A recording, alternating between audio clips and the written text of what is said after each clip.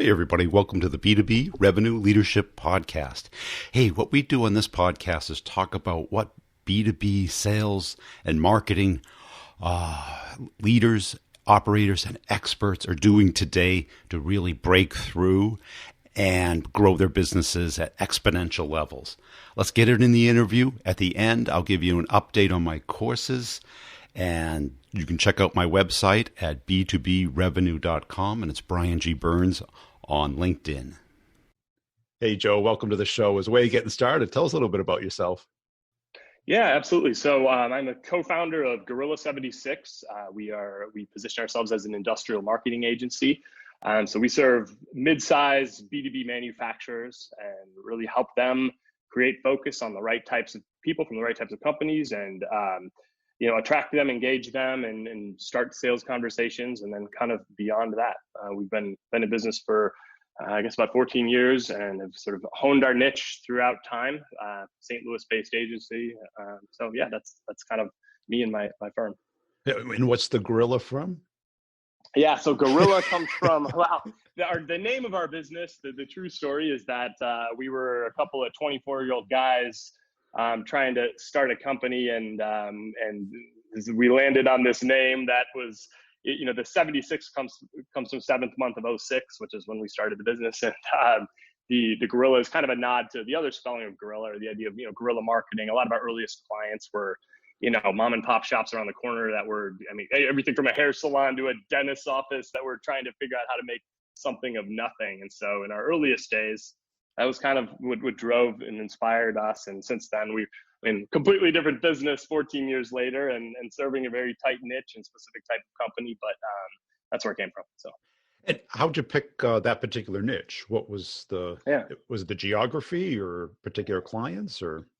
Yeah, it was, to an extent, it just sort of started happening where some of our earliest clients, we recognized very early that we wanted to be exclusively focused in B2B. So that happened within the first couple of years. And then we had a few clients in the construction industry, and we loved working with them. The guys who made stuff, like the sort of the gritty sorts of companies that, real down to earth people, but they were, trying to move themselves out of, thinking about marketing the way that people did from 20 years ago to, moving into a modern era and in an industry that tends to be lagging. And so we really connected with a few of those companies. First few clients were there. And then that led into kind of, expanding through the industrial sector. And where we really found our home probably 7 or 8 years ago was when we started working with some clients who were, I would classify as mid-market manufacturers, companies that were doing 20 to maybe 150 million a year in sales and had complex products that had, long consultative sales processes where there was more of a buying committee than a buyer. And we had to, be able to help them take what's in their brains, take their expertise and translate that into, content that could be used in both their marketing and sales process. So once we found that niche and realized that we're good here, there's a lot of opportunity here, and we love doing it, it was sort of a no-brainer to say, this is us now. We're going to brand ourselves as an industrial marketing agency and roll with it. Cool. And what does the typical account look like for you? Is it particular size, stage? Mm-hmm. Yeah, good question. There's a lot of second and third generation family-owned businesses that maybe there's a PE firm involved at this point, and maybe leadership's being transitioned to the next generation. But it has tended to be a lot of, kind of companies that might be 50 years old, give or take, 10 or 20 years. And yeah, size wise, companies that maybe are doing probably 20 to 100 million is probably our sweet spot. Companies of about that size, they often have a couple internal marketing people. Maybe they don't have any. Ideally, they have at least someone. Sometimes there's a few. And so there's kind of this need to, if you think about an agency's role, an agency brings to the table a variety of skill sets, from strategy to writing to design to development to, having a project manager who knows how to manage all this chaos. And so it's something that you're not going to find in a person. And so, we kind of have become extensions of the marketing departments at our company, the companies we work with. Yeah. And how do they view marketing before you go in? Is it kind of like the Yeah. 90s, one trade show, one periodical, one. Yeah, yeah, Yeah. it's a lot. It's a lot of that, and honestly, it's getting better. I see the shift starting to happen. But yeah, if I look at, especially 5 to 10 years ago, the companies that sort of fit that bill that we were doing work with, companies that are spending $5,000-$10,000 a month on print ads and trade journals, and shipping the equipment across the country and sending 10 people to walk the halls of trade shows and set up a booth, and literally spending six figures on a trade show. And like there's a place for that. I mean, I'm not going to say there's not a place for trade shows, and we see clients who get a lot of value out of those still, but the massive amount of investment in these things, and the print ads that, like, how do you even know what's working, right? And who's reading them? I don't know, and they don't know either. So what we've helped our clients do is figure out that, like, okay, let's look at the big picture. Where are you trying to go from a sales perspective? First of all, what are the growth goals? What are you trying to accomplish as a company? And then let's work backwards and say, well, what does new customer acquisition have to look like, or growth from current clients? And keep working backwards and say, all right, well, how many opportunities do you need to get there? And how many sales qualified leads do we need to put into the funnel that are actually, sales qualified and maybe have some buying intent?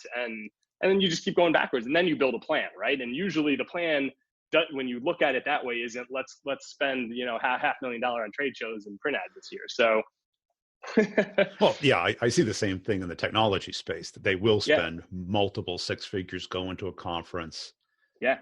And I think there's smarter ways of doing it. It might make sense, but if you took that amount of money, you could pretty much fly your ideal customer profile to your home office for a weekend, right?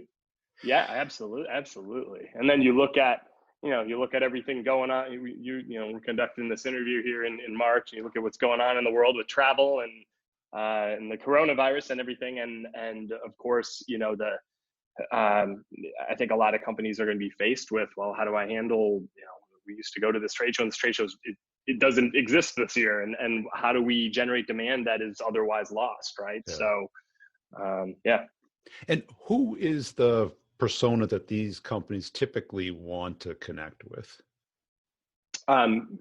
So on their end, the best buyer persona for our clients to target is almost exclusively, in my world, engineers. You have just to give context, our clients a lot of our clients are like equipment manufacturers. They're selling big ticket items that require some customization.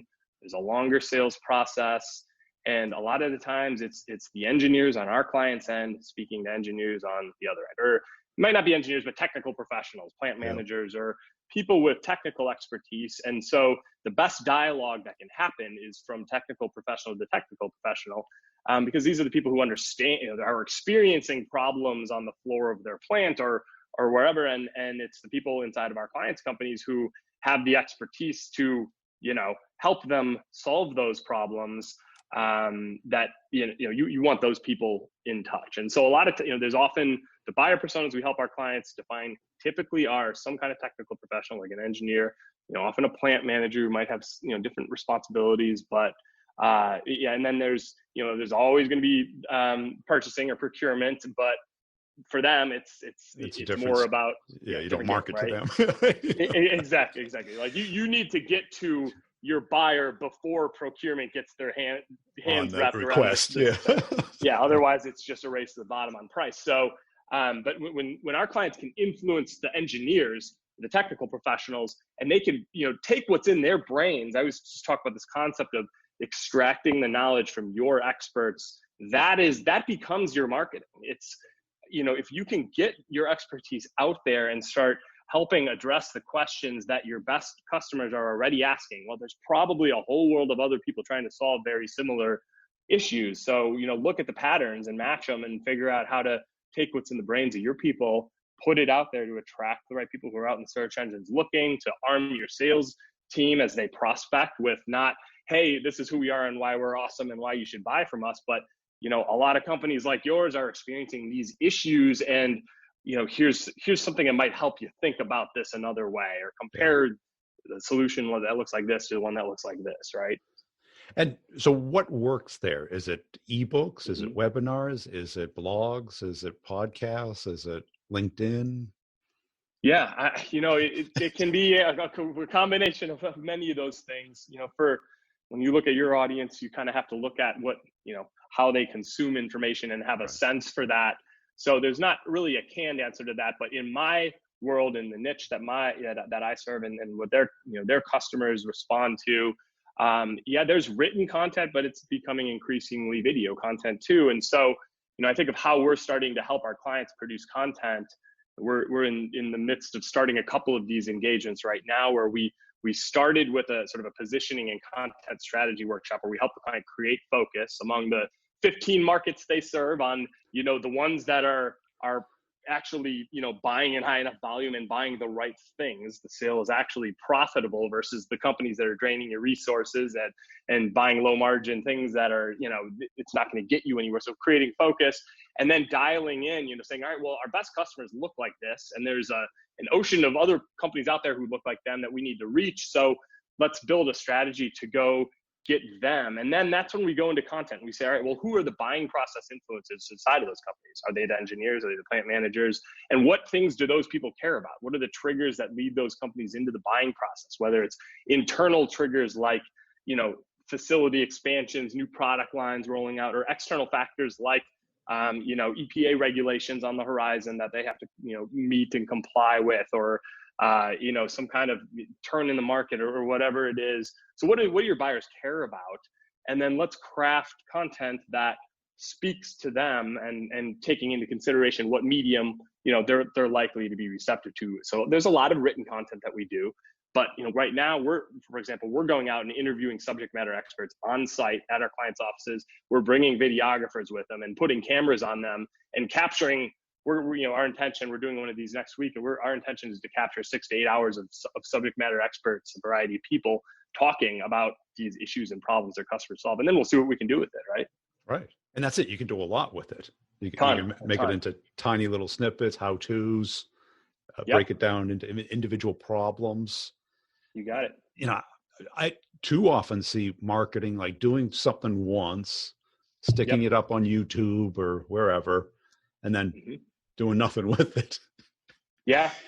Oh yeah. It's such a waste, right? Because a big piece of content, 10-minute video, I mean, that can be 10 1-minute videos depending on, how the content flows. And then you think about how these 1-minute videos can become 15-second clips to use inside of LinkedIn and to, arm your sales team with in prospecting emails, as opposed to just blasting people with emails. Well, can you include some personalization, put your face on it, humanize your brand? Like all this stuff is just such an untapped, at least with my audience, it's you see it more in the technology space. This thing's starting to happen. People using tools like Loom or Vidyard to, film stuff, and it works. I mean, it works. People do it to me, and it works. I book calls with people when I can see their face and there's something personalized coming at me. So let's replicate that for your business, right? Right, and they're showing a little bit of value, answering a question, absolutely. Giving an opinion, being a little provocative.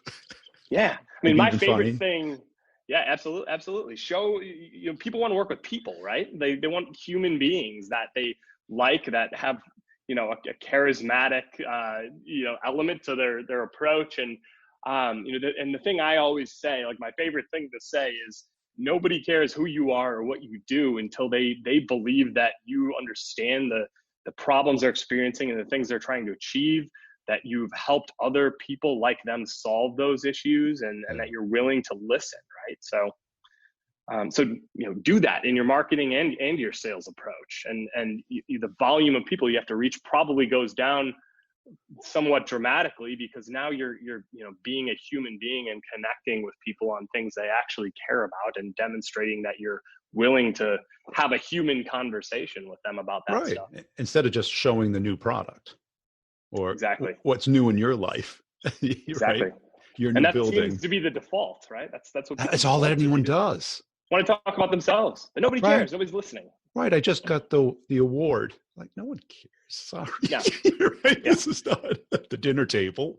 You got it. It's You like, got what are it. you doing for me? That's Yeah. what they care Yeah. Yeah. about. And they'll care about you eventually. They'll care about you once Once you've you been help them. vetted, and yeah, once you help them, and then it's all right. Now let's learn who won the company dodgeball tournament, and what, who what the name of the dog in the office is, or whatever. Like, now they're vetting you as a company, as a solution provider. But first, when they're just problem aware, or maybe starting to become solution aware, your job is to help them figure out how to get from point A to point B. Yeah.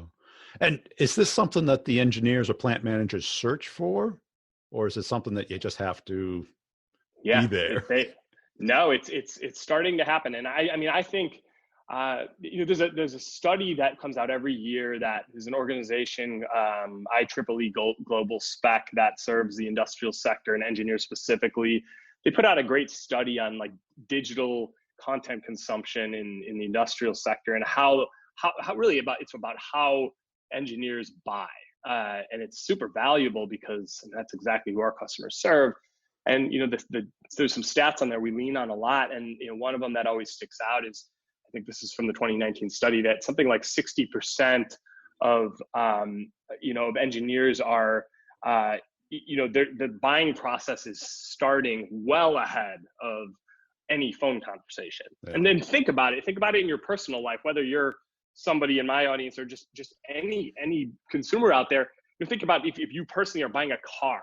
Right. Is your first move to walk into a car dealership and say, "Tell me everything you know. What should I buy?" Of course not, right? You're talking to peers. You're investigating everything you can online. You're learning. You're looking at third-party sites, not the Ford or Toyota website. You're looking at third parties who are reviewing these things more objectively. And this is how people are gathering information. So if you can turn your company into essentially a media source. I love the way like Joe Polizzi from Content Marketing Institute always talks about it. Like, turn your company into the best media company that exists for your industry, and become the source of information, in a purely helpful and resourceful way.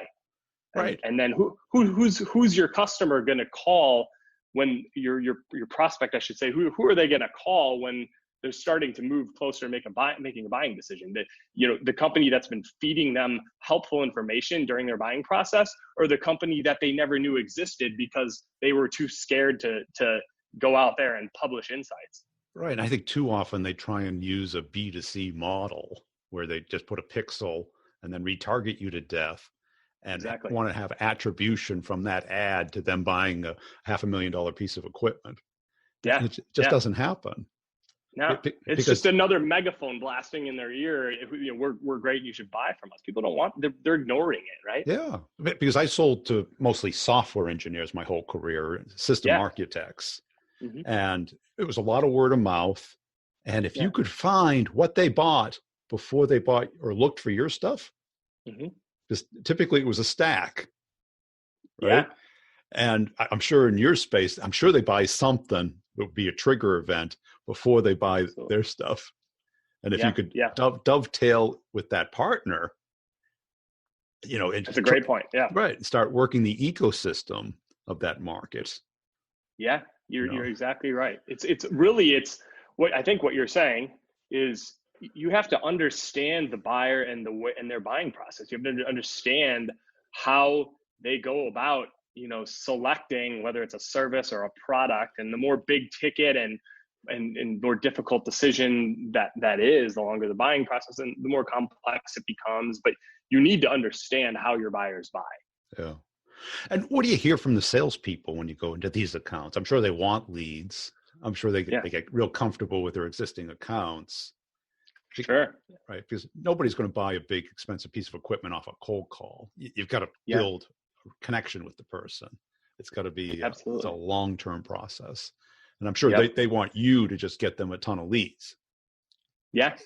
Yeah. It's sometimes you're exactly right. That's the case. But what I have found, excuse me, what I have found is that if we can start the conversation with our clients where we get the president or CEO, the VP of sales, and probably a few key engineering people, and maybe a few other salespeople and marketing staff, if it's possible, if we can get those people in the room from the beginning and help them understand how we're seeing the B2B buying process changing, they just nod their heads and say, yeah, you're right. And we're still doing it the way we did it 10 years ago because it's what's comfortable and it's just kind of what we know. And we do need to think a little differently. And, ultimately, yeah, the VP of sales and the people surrounding that person or working under them, yeah, they want more leads, but they also want better leads. They know, they're able to identify which people are,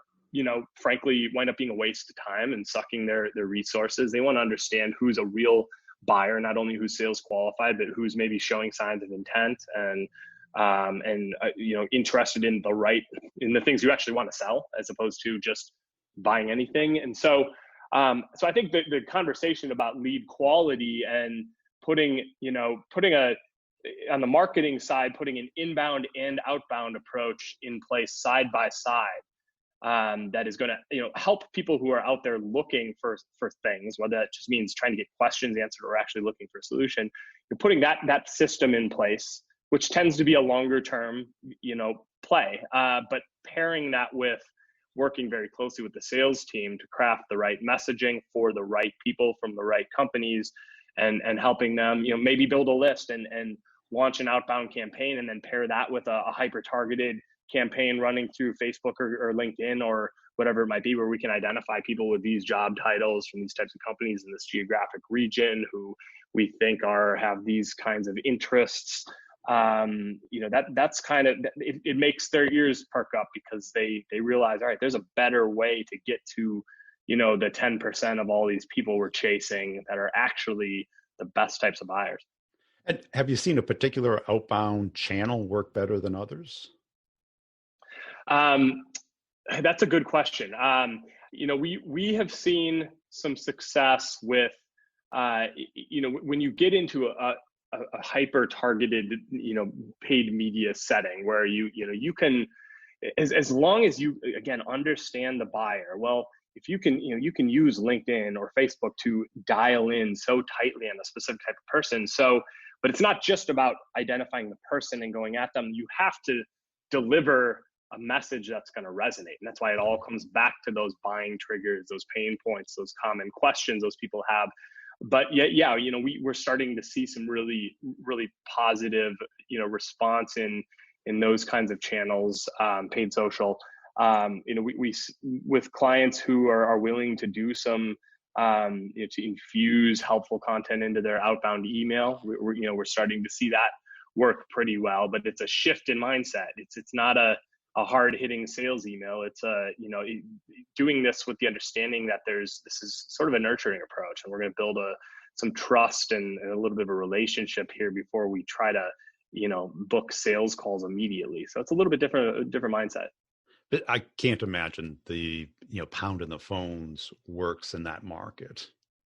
No, you're right, especially when it becomes it's one thing when you're selling a commodity that is a low priced item at high volume, and we have a few clients like that who walk. I think of one who's a distributor in a commodity market, and they've got 30 guys with earpieces in making calls all day long, and that's kind of a different world. But yeah, when you're selling big ticket items, complex sales, it's much less about volume. Maybe you having served the tech space a lot, maybe you see the high volume. I don't know, but maybe not. Well, that's it, because when you're selling something that's complex and you only need a handful of deals a year. Yep. You don't work on hundreds or thousands. Work on tens. Yeah, and high quality ones, right? Right, and go deep, and go broad, and take your time. Yep. You got it. Too often people are like, I just want to disqualify fast. Well, you can disqualify online today. Who's growing, who's shrinking, who's hiring, who's firing. Yep. And some of the triggers. Oh, there's a new plant manager, probably open to talking. Oh, the guy's been there for 60 years. He's looking to retire. Yeah. Yeah. Oh, the company just laid off. They're not going to buy anything. Right. Yeah. Yep. And I think too many people are looking for the needle in the haystack by hand. And that's just too time consuming. Yep. Yep. And where do you see marketing going? Yeah, good question. It's no revelation to say that the probably swing toward account-based marketing over the last few years. I mean, I think that will continue, but it'll continue to dial in even more tightly. So, I see things emerging like, you're hearing more and more these days about intent data. And I think there's some pioneers in that space that are probably onto something.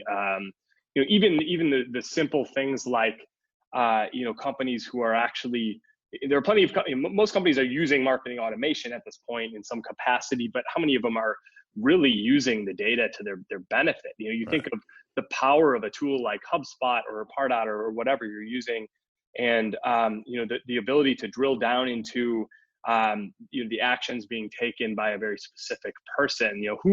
If you're sending out 100 emails that are delivering helpful content to somebody, who are the 10 that are opening and who are the 5 that are clicking, and what content are they actually consuming?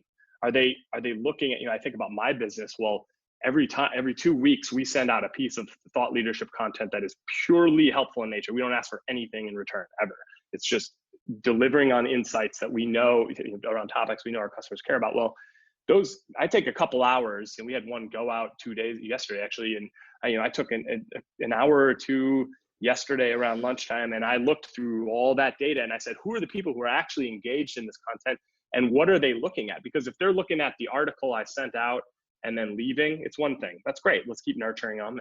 But who are the people who are looking at our case studies and then they're coming back an hour later and they're looking at our page about our request consultation page, but not filling out the form? Like, these are people who are showing some level of buying intent. Right. Doesn't mean I should go knock down their door trying to sell them, but maybe those are the people who deserve a little more attention. And people aren't using this information. I mean, at least in my audience, this information is just getting wasted. Right. And it's so valuable. That's it. So, I mean, when it comes into a marketing automation system, some of it you can populate automatically, but they should have somebody, look up that person and grade it, Absolutely. And then continue it, and then give it to sales if it's something more than just somebody who wants the ebook. Yep, absolutely. Or just wants an education. You got it. Cool. Hey, this has been a great conversation. Where can people go to learn more about you and your company? Yeah, so I would recommend going to guerrilla76.com/learn. Guerrilla spelled like the animal and then 76. That's our learning center. We're proud of it. We've been publishing content in it for over 10 years, and probably the stuff over the last few years is going to be the stuff that's most helpful. But I'd go there, and you're welcome to email me, joe@guerrilla76.com as well, if you'd like to have a conversation. Hey, I hope you enjoyed that interview. Hey, I want to make sure you're checking out B2Brevenue.com. That is where you can get a free copy of an ebook that I did. It's a real ebook. It's not a fluff book. It shows and talks about how companies make buying decisions and how you can influence that from both a marketing and a sales standpoint, how to find all the people that are in the decision path and what they need to see, know, and touch and feel before they make a product selection. If your team needs some coaching, some help, some training, some systems, some processes that do work today, because we know what doesn't work, or what doesn't work, I'll show you what does work and how to connect and get into pretty much any account. It includes deal coaching and content community, and I can customize it for your particular company. Just go to b2brevenue.com, look under training, schedule a call with me. We can talk it over, or just sign up. You can pay per month or all at once, whichever makes most sense for your budget. Also, I put out videos pretty much daily on LinkedIn and on YouTube. On LinkedIn, it's Brian G. Burns, and on YouTube, it's Brian Burns Sales. Just search for that if you like to consume some video content. And if you see me on LinkedIn, please put a comment and a share and a like on some of the videos. I really appreciate it. I've got a company page for each podcast. This one, the B2B Revenue Leadership Podcast, where I put both content and humor videos out daily. And tell a friend about the podcast. Really appreciate you listening. Check out the show notes for all the partners and the connections you can make there, the coupon codes for the products to evaluate them, see if they're a right match for you. And we'll see you next time.